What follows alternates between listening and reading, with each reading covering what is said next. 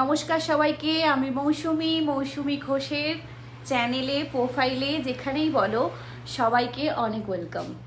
অন্ধকার, আমরা না অনেক সময় অন্ধকার দেখলে ভয় পাই। মনে হয় যদি একটু আলোর রোশনাই ফুটে উঠত তাহলে হয়তো ভয়টা কেটে যেত। আবার অনেক সময় এই অন্ধকারই আমাদেরকে শান্তি দেয়। কেন বলছি?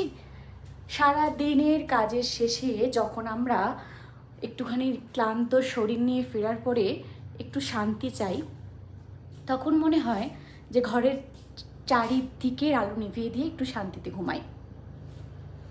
অন্ধকার যত গভীর হবে জানবে দিনের আলো তত স্পষ্ট হবে।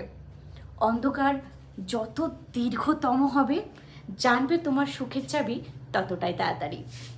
এরকমই অনেক সময় আমাদের জীবনে ওঠাপড়া অন্ধকার এসেই থাকে।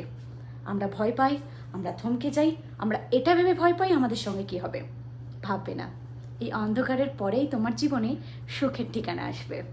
তাই অন্ধকারের সঙ্গে লড়ার শক্তি যার আছে সেই আলোর দিশা দেখতে পায়।